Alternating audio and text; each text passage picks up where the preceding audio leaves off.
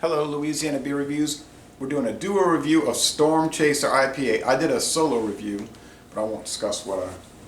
Yeah, it's got a nice little story. This is from your friend that came in. The Whiskey Scout brought this to me. Whiskey Scout.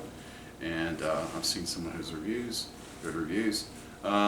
This looks like it's just made, just judged by a story that's just made by a bunch of people who just want to enjoy beer.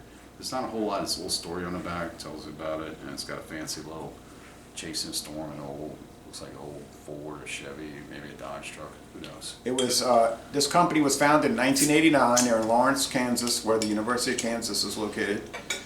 And that's the 80s was the period when a lot of new craft breweries were that was the first craft beer revolution days. Yeah. Abita, Full Sail, Widmer Brothers, what's the name of the company again? I don't know. Free State. Free State. Freestyle. What were some other ones in the 80s? Boston Beer Company, Samuel Adams. Sierra Nevada. Sierra Nevada with their Pale Ale 1980. San Juan. No, they didn't come in the 80s. Okay. What was it? Magic Hat, Harpoon, and so on. So those were some of the original beer And Red Hook companies. Yeah. which we miss. Well, yeah, that we got introduced to, All right, so we're going to go ahead and pour this and see what it's all about. Y'all need to bring Red Hook Longhammer IPA back to Louisiana. I'm not joking about that, because that was a good beer. You ever had Longhammer IPA? I did. I enjoyed it. And what about Red Hook ESB? I did. I enjoyed both. It's time. You heard, I'm right? sick and tired of going to the store and not seeing Red Hook for the last, 6 years? When's the last time we saw Harpoon? This is not a rant on beer. Or Full Sail? So we're going to go ahead and All right. review this beer. It's coming in a nice golden color, almost amber. I've got... Yeah, it's a deep vinegar. gold, like San Francisco 49ers gold. Ooh, look at that thick head. You have a thick head because you're the first pour. I was the remaining pour. It was like, I got about half the amount. So you got most of the carbonation. I did not. Bubble streams, and I think you might see some it's like a powdery cross between sediment. a gold and a light amber. Like So an this- orange gold. To me, this is kind of like a classic IPA look. Yeah. Like old Giacomo, but cloudier. No aroma. Not really. It's odd. Smells like cold. Usually get like those floral notes. Maybe it's too from cold. It IPA. smells like cold water. I don't think it's too cold. No, it's not cold. It's not like you pulled out of a nice chest full of ice like we were doing those reviews a couple of weeks back. Oh man, those were so cold. Those were ice cold. And Those plus are- I could not smell or taste for a week. Oddly, isn't that strange? I never had problems with the smell and taste in my entire life.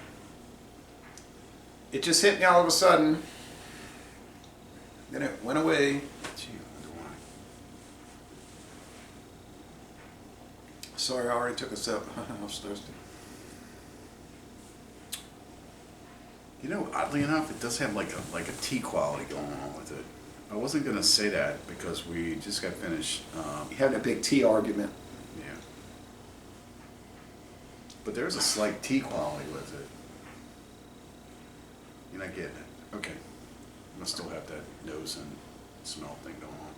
No, I'm not picking up any qualities. I get a little tea quality. There's that kind of amberish going on with this. It's almost like an amber, less of an IPA. So I'm gonna go ahead and taste, see what this is all about. Let's go for it.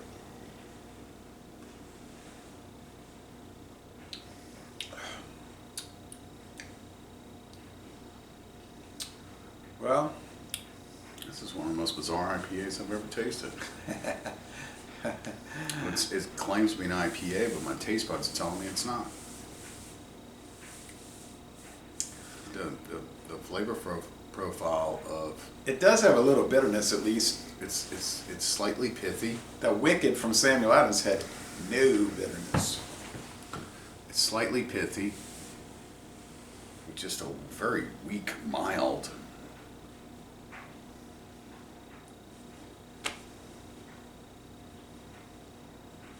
flavor profile. It's just very clean and very. You know what it reminds me of? Oscar Blues made a throwback IPA, and he called it the throwback IPA. Remember that one? Penner? No, not Penner. Penner was like a session IPA, right? No, they actually labeled it a throwback IPA. This is very close to that style. I don't know what that means, a throwback IPA, but this is tasting a lot like that. It must mean throwing it back to like 1858. I don't know, maybe it's the old style before everyone started getting hop crazy with this. This might have been what they were drinking in India back in the 1870s when they were shipping ale. The European IPAs? Yeah, when they were shipping ale to India and they were hopping it up to preserve it a little bit. Because to me, that's what an English IPA is like. They had live yeast in them, and it was continuing to eat sugars. Oh, it's bottle condition? Yeah, anyway, ales in bottle condition, causing the alcohol content to rise more. Yeah, well, that's cool. As long as it tasted good.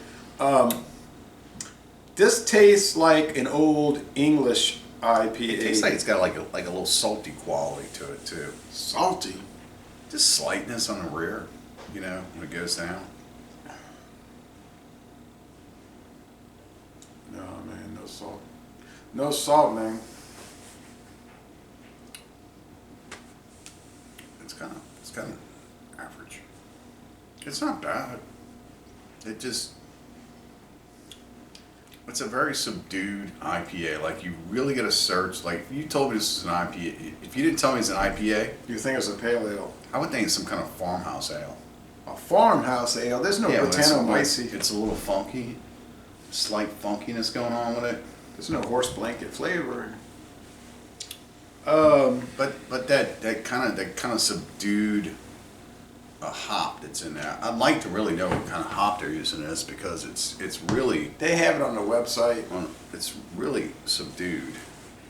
The website gives the hops, it gives the malts, it gives the IBU, but it does not give the ABV, which you can tell it's not really high ABV. No, it's like 505 or something. Probably like 5.9. I wouldn't go higher than that. The body's kind of light. The finish is very crisp, like a Bud Light. I'm not kidding. It's not a bad beer. No, it's kind of thing. So it's kind of like a mystery beer to us, because we've never had it before. There's not a whole lot out there to tell us about it. So now we have to score it based off of innuendos and styles that we like. If I had to base my score off of an IPA, I really couldn't give this a favorable score, because to me it doesn't taste like an IPA. No, However, if I base it off of the beer itself, it's well put together, it tastes good, the qualities in it are real low. So if this is like a session IPA, which I'm thinking it might be, it's real low, almost like a light IPA, I'd say it's really good. So if I had a little bit more information, you know, saying it, okay, this is a session, or if it's a full-blown IPA. If it's a full-blown IPA, I'm just, you didn't really do it well. But if it's along the light style, it's really good. It says bright, citrusy, and hoppy Not really getting that. with a crisp, refreshing finish. Well, it's definitely crisp and And refreshing. refreshing.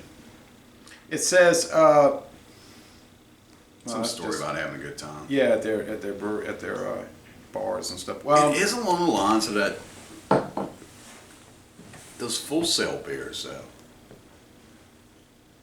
Not as flavorful, but style's definitely there. I think about that. Well, when was the last time you had a Full Sail beer? Been too long. Right, so you can't really judge somebody, and you got like going way back machine. Been way too long. I'm gonna let Those you get brain the cells are gone. 7-year brain cells, gone. Brain cells are not gone. I can't control distribution. Well, how do you score it? This, I'm gonna give it a B, solid B. Not bad. I'm gonna go with an 83, a B, just getting into Not the B great. range. Right, not great, but not bad. I appreciate Whiskey Scout giving it to me. I do like the finish on it. It goes down good. It's not, you know, like most sessions. You like this it? This is a long line of a session. You're enjoying it a lot more than that Wicked. Okay, moving on. I'm just using that as a reference point. All right, so well, that's it for this. We try them and we try to give an honest, fair score. That's all we can do, really. It's good. We don't always agree. Oh well, big deal. Some people will be like, I notice a lot of tension between y'all. Man, what's going on? I'm like, I don't think you're not understanding the videos at all. Right. Watch a couple of episodes of The Honeymooners. Maybe you'll figure it out. Oh yeah, like with Ralph and Not. he used to drive his nerves so bad. Anyway, Jack Gleason walking around. Les bon temps relate. We're gonna end this review by saying, y'all go to Kansas and tour the Free State Brewery.